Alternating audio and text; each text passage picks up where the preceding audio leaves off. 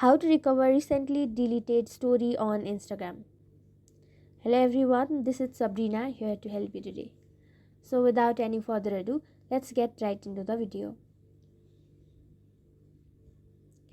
So first, launch your Instagram application.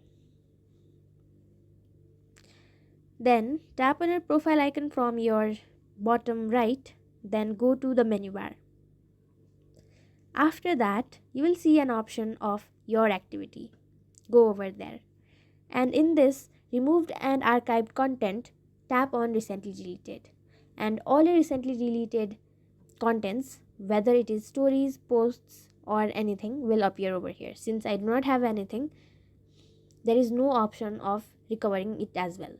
But if you do, you will have a button for recovering it. Simply tap on it and you will be able to recover it.